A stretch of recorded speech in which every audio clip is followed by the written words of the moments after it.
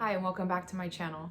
My name is Ashley, I'm an exercise physiologist, and today I want to talk to you about a couple topics that relate to health and may affect a person's personality or the way they think about themselves. And so the first thing we've talked about before is body positivity, which in itself is not necessarily a bad thing. You know, we want to feel good about ourselves and accept ourselves for who we are.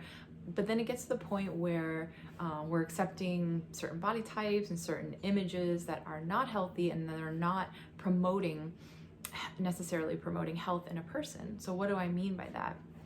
Okay, so for an example, I'm an exercise physiologist, so I teach fitness classes. Before that, a long time ago, I was a teacher as well. So, I've been in a lot of class settings and I've been a student, obviously, and I've observed certain situations, and this has happened a lot of times, and just in life in general, where, people that are this isn't to shame anyone, but are not maybe the top of the class, or someone who maybe is struggling with a weight issue or has health problems, or that is just, an underdog or whatever, those type of people tend to get more attention and more praise and more compliments sometimes than the people that are actually working hard and people that are actually, excelling in whatever it is. I get it. As a society, we want to root for the underdog. We want people to become better, and we want to encourage people, and that's great and fine. But what I have noticed is that a lot of times people that seem like they have it all together, people that look very presentable, that maybe dress well, that seem very calm and confident in who they are, they often get overlooked because people just assume they've already got it all together or whatever, and they don't always get as many compliments or as much encouragement. And I just kind of been thinking about that. There was a girl in one of my classes, and she looked like she had it all together. She presented well. She had wonderful workout outfits every single class, and you could tell that she kind of felt like, maybe lonely or something. I mean, who knows? But I chose to focus on her, and her abilities were better than others, and in her form and different things.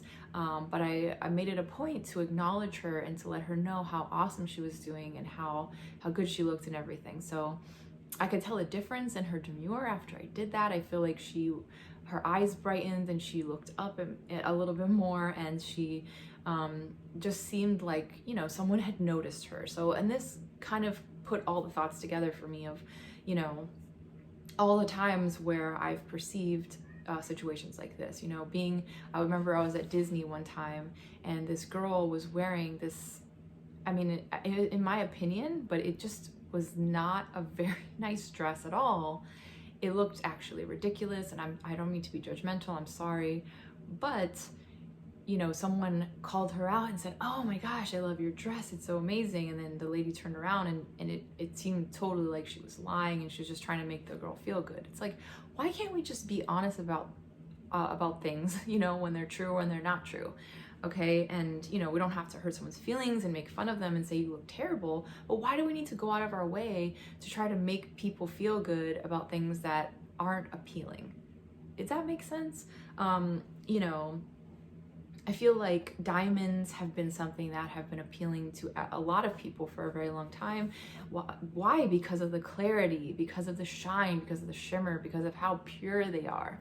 And they are, have been prized and wanted and exalted for centuries because of how they have those qualities. So, striving to have that in our lives, what defines what beauty is, unfortunately, if you live in the world today, what is called good is a lot of times not, things that are weird or off or dark or scary or just too cool or sarcastic. Like, these are the things that people are trying to be like and are elevating as what is attractive, and what is acceptable in society, you know, and people observe and they see. And then a lot of times kids, when they're really young, they look at what is being paid attention to, and they're like, well, I want that, or I want attention, and they're going to go towards that. I mean, there's many different ways of looking at this, obviously, but I think in general, just, you know, trying to strive after what is going to be pure, clean, good, the clarity, all those things that a diamond has is going to be beneficial in a human as well. You know, what is beautiful is beautiful. And I'm not saying that there's one standard of beauty. There's a lot of beautiful people in the world that look very, very different. But I'm just talking about things that don't involve destruction or darkness or destroying one's body, or, you know, it could go into tattoos, you know, it could go into how much you're focusing on altering the natural state of something, and accentuating that naturalness that comes from, you know, God, that, you know, we're made from earth, we're made from the dirt, we're made from elements, and we're put together in such a way that is perfect, you know. I heard in a movie recently, this movie that I was watching, I wouldn't recommend it, but anyway, there was one line that I found very intriguing, was that, you know, the way that we see nature, or we see like a beautiful landscape, or we see like a sunset or whatever, and we see how beautiful that is, like, to understand how God feels about us and how he sees us is way more than what we feel when we see those when we're in that environment, or when we see those beautiful parts of nature. Okay, and realizing that you are, you know, an amazing created being, that you have all these things, these systems inside of you working for you, how complex you are as a human being, how valuable and important you are, I think is the first step in true acceptance, you know, acknowledging the creator, and also acknowledging like how, you know, just incredible you are as a work of art, as nature, and then accentuating that in a natural way, and then calling what is beautiful beautiful, and not feeling mad or you know, jealous, or trying to bring people down because they're beautiful, or because they're confident, or because, you know, they have something to say that maybe you don't agree with, you know. Just being confident in yourself enough to just see different perspectives. That's a whole nother topic, but I think it kind of ties into it. All right, so another thing I want to talk about is getting excited about things that are unhealthy. Okay, so a lot of what I've observed in my life, and still to this day, is people get really creepy when they talk about their meat, and they always use their. I love I love my meat, I love my soda, I love my whatever. And it's like, they light up and they get so excited about it, and it's like feel like they're doing something they shouldn't be doing. And it's like, where did that come from? Is that a learned behavior? Is that something we saw our parents do? Is that something we saw in a movie or in society? Like, why are people getting so excited about destroying their bodies? And I think like opening up your eyes to what's really happening, and what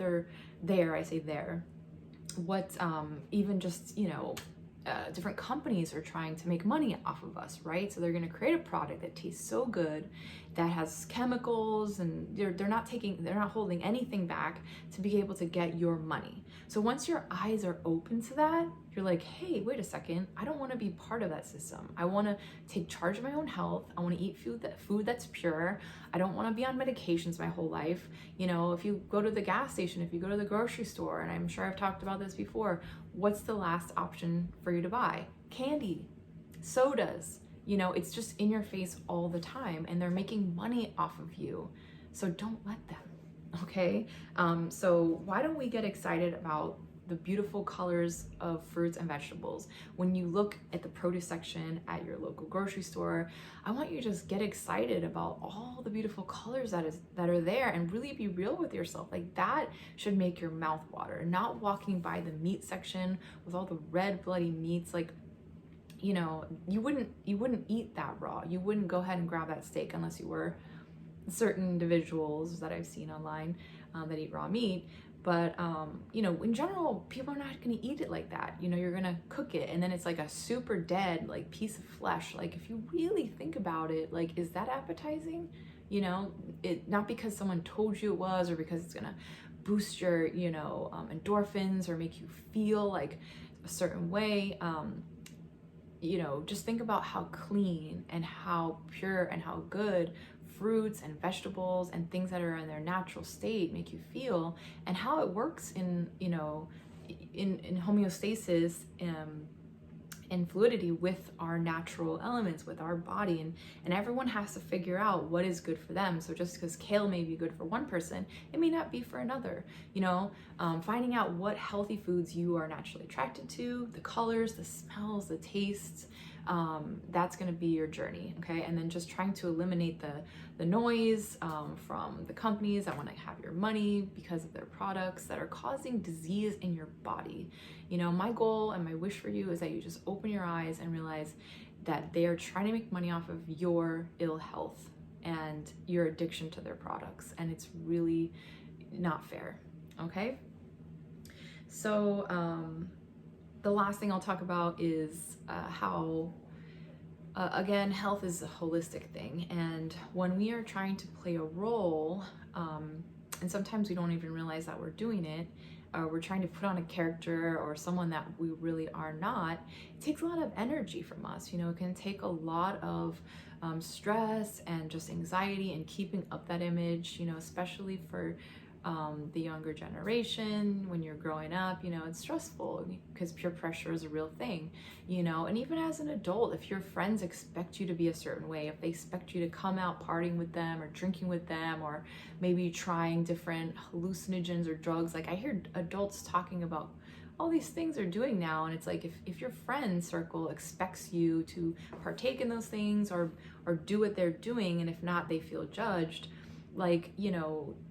and then maybe inside of you feel like you don't want to do it, or you want to have something better or different, and you go against that, you're insulting your own soul. You're insulting like the innermost part of yourself over and over and over. So is it really worth it, to please these people or to keep up this persona so that you can have, a friend circle or whatever? So there's so many people in the world. There's so many different influences out there, especially with, different apps and dating apps and stuff. You can find new friends in a day. And this is hard. This is a very hard thing because sometimes it's family members, and I think that's where the relationship with God becomes also very important, because if you have that connection with Him and you talk to Him and you can ask Him to help you with your health journey. Help me, God, to find people that are going to be leading me in the direction I want to go. God, help me in the area of my eating habits. Show me the foods you want me to eat. Show me the way you want me to treat my body, and then leave it up to Him to guide you, and then you just take it day by day by day. And I feel like that's the work the best for me, and that's what I would recommend to you, because we can only do it for so long on our own. And what should the goal be? Lifelong health, longevity, being able to feel good in our body, be free from disease and sickness, and if we pray to God and we ask Him to take away our diabetes, God forbid, but then we're eating, Snickers and just overindulging in sugar, and even the chemical sugars that are like low fat or supposedly better for your blood sugar control, if we're overindulging in processed foods, I guess I mean to say, and then we're praying for God to heal us, like, you got to help God out. I mean, that's a pretty clear example. Okay, so that can be applied to anything, so you kind of have to do your part of it, but then once you invite Him into the situation, it gives Him the opportunity to, really make that change and make it long lasting and life lasting, so that you can just really be who you are and not exert any extra energy than you need to, and do the things and focus on the things that you really want to in life. Okay, so that's pretty much it today. I would say be easy on yourself, accept yourself, and forgive yourself. Okay, forgive yourself every single day, and ask for forgiveness every single day. And that's something that's really helped me in my life, just living that life of forgiveness. And I don't always do it right. I mess up every single day, but that is part of the journey, and that is why we need the help of a Savior. So if you like this content, please like, you can comment if you disagree with me or if you have something to say, and subscribe to my channel if you want to get more encouragement and just truth and just information like this. So I hope you guys have a great rest of your weekend, and I'll see you soon on a future video. Bye.